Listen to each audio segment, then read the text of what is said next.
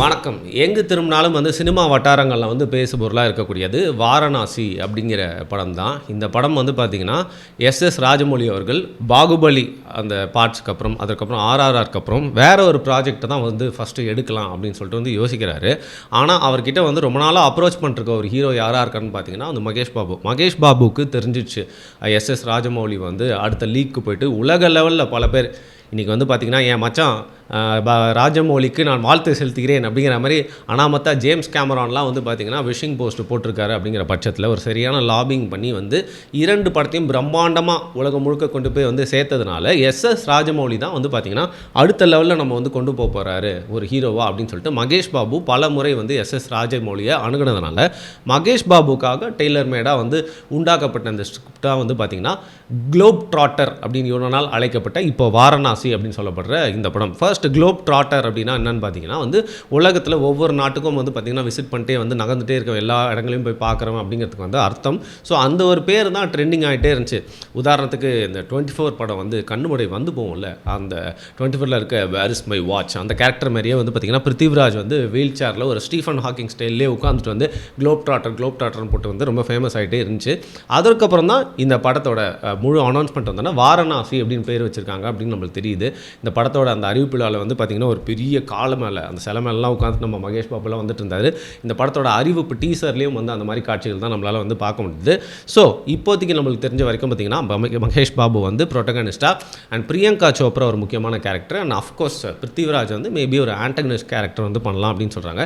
இது ஒரு action thriller படமாக மட்டும் இல்லாமல் இது ஒரு டைம் ட்ராவல் படமாக இருக்கும். அப்படிங்கிறதுனாலே இந்த படத்தில் இருக்க சிமிலாரிட்டி டக்குன்னு நம்மளுக்கு ஏற்கனவே சொன்ன மாதிரி 24 மூவி வேறு வழியே இல்லாமல் கண்ணு முன்னாடி போகுது. ஆனால் இதோட கான்செப்ட் பார்த்திங்கன்னா இன்னும் கொஞ்சம் டிஃப்ரெண்ட்டாக இருக்கிறதுனால வேறு ஏதோ குக்கிங் தான் பண்ணிகிட்ருக்காரு ராஜமௌழி அப்படிங்கிறது தெரியுது. ஏன்னா ராமாயணத்துலேருந்தும் மகாபாரத்துலேருந்தும் இன்ஸ்பயர் பண்ணி இந்த படத்தை எடுக்க போகிறதாகவும் ஆக்ஷன் அட்வென்ச்சர் படமாக மட்டும் இல்லாமல் டைம் ட்ராவல் அப்படிங்கிற விஷயமும் இந்த படத்துக்குள்ளே வரப்போகுதுன்றதுனால ஸோ நம்மளோட எபிக்ஸ் மேலே ஏற்கனவே ராஜமௌழிக்கு ஒரு தீரா காதல் இருக்குது. அப்படிங்கிறனால இதில் பார்த்திங்கன்னா அதில் இன்ஸ்பயர் ஆகிய சில கேரக்டர்ஸ்லாம் வச்சுருக்காங்க. இதில் நம்ம மகேஷ் பாபுக்கு அதுவும் இந்த படத்தோட பட்ஜெட் பற்றி சொல்லியே ஆகணும். 1200 crores மேலே பார்த்திங்கன்னா இந்த படத்தோட பட்ஜெட் போகலான்னு சொல்கிறாங்க. ஆல்மோஸ்ட் இந்தியாவிலே இவ்வளோ பெரிய பட்ஜெட் படம் இது வரைக்கும் எடுத்ததே இல்லை அப்படின்னு சொல்கிற மாதிரி அவ்வளோ பெரிய பட்ஜெட்டில் இந்த படம் ஸ்டார்ட் பண்ணப்பட்டிருக்கு. இதில் மகேஷ் பாபுக்கு படம் ஃபுல்லாக எக்ஸ்ட்ரா எக்ஸ்பிரஷன்ஸ்லாம் வரதுக்காகவே ஒரு 800 கோடி செலவு பண்ணுறதுக்கான வாய்ப்பு இருக்குது அப்படின்னு சொல்கிறாங்க. மகேஷ் பாபு ருத்ரா அப்படிங்கிற கேரக்டர் பண்ணுறாரு.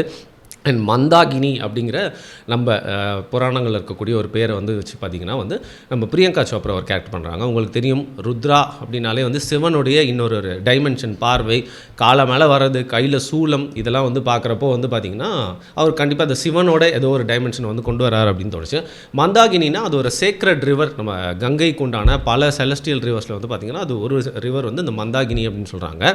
அண்ட் கும்பு அப்படிங்கிற கேரக்டர் தான் பிருத்திவிராஜ் பண்ணுறாரு. ஸோ எதுக்கு இந்த பேரெல்லாம் ஃபர்ஸ்ட் ஆஃப் ஆல் அறிவிக்கிறாங்க அப்படின்னா பார்த்தீங்கன்னா இந்த பேருக்கு பின்னாடி பல மீனிங் இருக்கும். அப்படியும் நம்மளோட புராண இதிகாச கதைகளில் பார்த்தீங்கன்னா ஒவ்வொரு கேரக்டர் பின்னாடி ஒரு பின் கதை இருக்கும் இல்லையா. ஸோ இந்த பேர்லாம் ஃபஸ்ட்டு வச்சுட்டா இந்த படம் வர வரைக்கும் மேக்கிங்கில் இருக்கிற வரைக்கும் நம்ம இந்த கேரக்டர்ஸோட பேர் பின்னணி புராண கதையை வச்சு தொடர்ந்து ஒரு பேசு பொருளாகவே இருக்கும். அப்படிங்கிறனால இதெல்லாம் ஃபஸ்ட்டே வெளியிட்டாங்க. இதில் இன்னொரு இன்ட்ரெஸ்டிங்காக என்னென்னு பார்க்க முடியுதுன்னு பார்த்தீங்கன்னா இதோட அறிவு டீசரில் அவங்க காமிச்ச விஷயங்கள் எல்லாமே, உதாரணத்துக்கு வாரணாசி காசி அதில் பார்த்தீங்கன்னா 512 CE அந்த ஒரு இயரில் அந்த ஒரு காலகட்டத்தில் இருக்கிற மாதிரி காமிக்கிறது மட்டும் இல்லாமல் அதற்கப்புறம் திருப்பியும் வேறு இடங்கள்லாம் காமிச்சு 7200 BCE அதுக்கு பின்னாடி என்ன நடந்துச்சு அப்படிங்கிற மாதிரி ஒவ்வொரு கண்டமாக காட்டிகிட்டே வராங்க. உதாரணத்துக்கு ஒரு இடத்துல லங்க கண்டம் அப்படிங்கிற மாதிரிலாம் காட்டுறாங்க. ஸோ இந்த மாதிரி நிறைய டீட்டெயிலிங்ஸ்லாம் இருக்குது.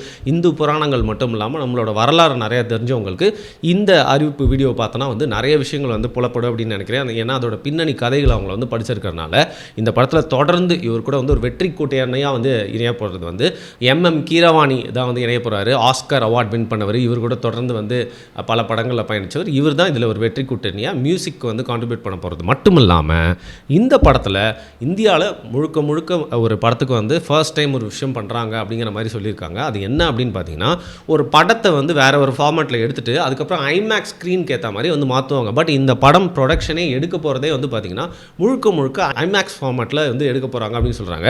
இதற்கு பெரிய சிரத்தை ஏன்னா இந்த படத்தை பார்த்தாலே டீசர் பார்த்தாலே தெரியுது நிறையா வந்து சிஜி ஒர்க் இருக்க போகுது, மோர் தேன் த வேர்ல்டு இமேஜ் காட்டுறதுக்காக நிறைய விஷயங்கள் வந்து இருக்க போகுது. அப்படிங்கிற பட்சத்தில் இதை எடுக்கிறதே ஒரு சவாலான பணியாக இருக்க போகுது. ஏன்னா இந்த கதை களம் வந்து பார்த்திங்கன்னா அவ்வளோ எலமெண்ட்ஸை இன்க்ளூட் பண்ணதுனால எடுக்கிறதே ரொம்ப சவாலாக இருக்க போகுது. அதனால் ஐமேக்ஸ் ஃபார்மேட்டில் வர எடுக்க போகிறேன்னு சொல்லியிருக்காங்க. என்ன தான் வந்து ராஜமௌழி ப்ராப்பராக வந்து பிளான் பண்ணிட்டு போவார், கதையில் கொஞ்சம் கில்லியாக கூட வச்சு ரைட்டர்ஸ்லாம் வச்சு எழுதிடுவார் அப்படின்னா கூட இந்த படத்தோட எக்ஸிக்யூஷன் அவருக்கு பெரிய ஒரு சவாலாக இருக்க போகிறது.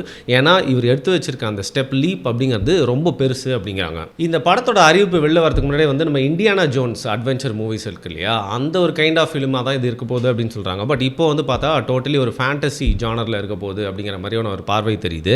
இதில் முக்கியமாக அதில் வாரணாசி அப்படின்னு சொல்லிட்டதுனால வாரணாசியோட ஒரு பகுதியை வந்து அப்படியே தத்ரூபமாக மக்களோட கண் முன்னாடி வந்து நிறுத்தணும் அப்படிங்கிறதுக்காக என்னதான் சிஜி ஒர்க் போட்டு நிறையா தேத்தலாம் அப்படின்ற மாதிரி இந்த படத்தில் வந்து தங்களோட காசு பலத்தை வச்சு காட்டலாம் நினச்சா கூட வந்து ராமோஜி ஃபிலிம் சிட்டியில் வந்து இப்போது இது வரைக்கும் யாருமே பார்த்துடாத அளவுக்கு ஒரு பிரம்மாண்டமான ஒரு பெரிய செட்டை வந்து ஆல்மோஸ்ட் அந்த வாரணாசியை டெபிக் பண்ணுற மாதிரியே வந்து பார்த்திங்கன்னா ஒரு செட்டு வந்து கட்டிகிட்ருக்காங்க அப்படின்னு சொல்கிறாங்க. என்னதான் இருந்தாலும் இன்றைக்கி வந்து எவ்வளோ படங்கள் வந்துகிட்டே இருந்தாலும் இப்போ கேஜிஎஃபாக இருக்கட்டும், புஷ்பா 2வாக இருக்கட்டும், அண்ட் ரீசெண்டாக வந்து பார்த்திங்கன்னா வந்து பிரம்மாண்ட படங்கள் காந்தாரா இந்த மாதிரி படங்கள்லாம் வந்துகிட்டே இருந்தாலும் இந்த இந்தியாவில் ஒரு நியூ வேவில் ஒரு பிரம்மாண்டம் அப்படிங்கிறதுக்கு வந்து வேறு வழியே இல்லை. உங்களுக்கு பிடிக்குதோ பிடிக்கலையோ அதுக்கு ஒரு ட்ரெண்ட் செட் பண்ண மாதிரியான ஒரு விஷயத்தை பண்ணிட்டது பாகுபலிக்கு அப்புறம் வந்து ராஜமௌழி தான். அது மட்டும் இல்லாமல் ஆர்ஆர்ஆர் படத்தை எப்படி மார்க்கெட் பண்ணி சூப்பராக வந்து ஹாலிவுட் வரைக்கும் எடுத்துகிட்டு போயிட்டு அந்த மியூசிக்கும் அவங்க வந்து அந்த ஆஸ்கார் அவார்ட்லாம் வந்து வின் பண்ணுது அப்படிங்கிறது வந்து பார்த்திங்கன்னா ஒரு pure super Hollywood Oscar lobbying அப்படின்னு சொல்லலாம். அந்த வகையில் சூப்பராக மார்க்கெட் பண்ணுறது எப்படி அப்படிங்கிறத நிஜமாகவே ரீசெண்ட் டைம்ஸில் வந்து டாலிவுட் சினிமா வந்து நம்மளுக்கு கற்றுக் கொடுத்துட்ருக்கு. அந்த வகையை அவங்க வந்து பாராட்டியே ஆகணும். இதை கேபிட்டலைஸ் பண்ணி என்ன பண்ணுறாங்க, இது ஒரு பேன் இந்தியன் மூவின்னு சொல்கிறது மட்டும் இல்லாமல் பேன் வேர்ல்டு மூவியாக எப்படியாவது வந்து உலக அரங்கில் முடிஞ்ச அளவுக்கு கொண்டு போய் சேர்த்துடணும் அப்படிங்கிறதுல மனசு வச்சு தான் வந்து பார்த்திங்கன்னா அது பட்ஜெட் வைஸாக இருந்தாலும் ப்ரொடக்ஷன் வேல்யூவாக இருந்தாலும் இந்த கதையில் காட்டக்கூடிய எலமெண்ட்ஸ் எல்லாமே சேர்த்து வந்து ராஜமௌழி ஒரு மாஸ்டர் பிளான் போட்டு இந்த படத்தை வந்து தயாரிக்க ஆரம்பிச்சிருக்குது, அதை எடுக்க ஆரம்பிச்சிருக்குதான் வந்து சொல்லப்படுது. இனிஷியல் ஸ்டேஜஸில் ஒரு ஜங்கிள் அட்வென்ச்சர் முழுக்க வந்து பார்த்திங்கன்னா வந்து காட்டை சம்மந்தப்பட்டே ஒரு படம் எடுக்கலாம். எங்கே பார்த்தாலும் ஒரு பச்சை பசேல் இருக்கணும், ஒரு சாதாரண ஒரு நாடு மாதிரி கூட எதுவும் தெரிஞ்சிடக்கூடாது, ஒரு ஜங்கிள் அட்வென்ச்சர் எடுக்கலாம் தான் பிளான் பண்ணியிருக்காரு. பட் கொஞ்சம் கொஞ்சமாக டெவலப் ஆகி வந்து பார்த்திங்கன்னா 1300 crores கிட்ட வரக்கூடிய ஒரு ப்ராஜெக்டாக இது வந்து முடிஞ்சாலும் இந்த படத்தை வந்து இப்போ இந்த டீசர் மாதிரி ரிலீஸ் பண்ணியிருக்காங்களே, இவ்வளோ விஷயங்கள் நல்லா நடத்தா விட மாட்டாங்களே அப்படிங்கிற மாதிரி வந்து பார்த்திங்கன்னா வந்து கொஞ்சம் உரண்டையை அழுத்து விட்ருக்காங்க சில பேர். இந்த படத்தோட டீசருக்கு உண்டான ட்ரோன் ஷாட்ஸ் மாதிரி சில இதெல்லாம் வந்து ஏற்கனவே எடுத்து வச்சுருக்காங்க. இந்த ட்ரோன் ஷாட்ஸ்லாம் மட்டும் கரெக்டாக எடுத்து எவனோ ஒருத்தன் பார்த்திங்கன்னா இந்த அறிவிப்பு டீசருக்கு முன்னாடியே வந்து சூப்பராக வந்து லீக் பண்ணிட்டாங்க. சூப்பராக லீக் பண்ணிட்டாங்கன்னா யாராலையும் கண்டுபிடிக்க முடியாத அளவுக்கு லீக் பண்ணி, அதுவும் வந்து உங்களுக்கு தெரியும் இல்லை, ஒரு லீக் வந்து ஒரிஜினல் ரிலீஸோட ரொம்ப வைரலாக போயிடும். இதனால் இந்த அறிவிப்பு டீசர் வரதுக்கு முன்னாடி இந்த படத்தை பற்றின ஐடியா சில விஷயங்கள்லாம் வந்து நிறைய பேருக்கு தெரிஞ்சிட்டதுனால ஆப்வியஸ்லி ஒரு பக்கம் வந்து எஸ்.எஸ். ராஜமௌழி செம்ம அப்செட்டாக இருக்கிறதா சொல்லப்படுது. அது மட்டும் இல்லாமல் இது ஒரு வருஷம் உழைப்பு, thousands of crores வந்து பார்த்திங்கன்னா காசை விரயம் பண்ணியிருக்கோம், அதை டக்குன்னு இந்த மாதிரி வந்து லீக் பண்ணி பண்ணுறது வந்து ரொம்ப மனசுக்கு புண்பட்டதாக இருக்குது. இது கண்டிப்பாக இப்படியே போச்சு அப்படின்னா வந்து நான் என்ன தான் கஷ்டப்பட்டு எடுத்தாலும் படத்தோட வெற்றியை இது வந்து பாதிக்கிறதுக்கான வாய்ப்பு இருக்குது அப்படிங்கிறாங்க. ஆனாலும் இப்போலாம் வந்து எதையுமே வந்து கண்மூடித்தனமாக வந்து நம்பவே முடியலப்பா. ஏன்னா ஒரு படத்துக்கு சம்மந்தப்பட்டு ஏதாவது ஒரு விஷயம் லீக் ஆகுது அப்படிங்கிற பட்சத்தில் அது ப்ராப்பராக பிளான் பண்ணி தான் வந்து லீக்கே பண்ணுறாங்க. அதே ப்ரொமோஷனுக்கு உண்டான ஒரு 10 ஏரிய ஒரு ஸ்ட்ராட்டஜி அப்படிங்கிற மாதிரி இன்றைக்கி ஒரு பார்வையும் பார்க்க வேண்டியிருக்கு. இவ்வளோ பணத்தை போட்டு படம் எடுக்கிறாரு, அதற்கு வந்து ஒரு வைராலிட்டி வந்து தேவைப்படும் அப்படிங்கிற மனசில் வச்சுட்டு இந்த மாதிரி இந்த காலகட்டத்தில் வந்து அந்த ப்ரொடக்ஷன் டீமே பண்ணாலும் பண்ணுறதுக்கு வாய்ப்பு இருக்குது அப்படிங்கிற மாதிரி தான் வந்து இப்போ இருக்க ப்ரொமோஷன்ஸ்லாம் நம்மளுக்கு வந்து கற்றுக் கொடுக்குது. எனிவே ஃபர்ஸ்ட் படம், அதாவது ஃபர்ஸ்ட் 2 பாகம் இருக்கக்கூடிய ராஜமௌழியின் பாகுபலி செம்ம ஹிட்டு. இன்றைக்கி இருக்க டிவியில் பாட்டா வந்து ரிப்பீட் வேல்யூவில் பார்த்துட்ருக்காங்க.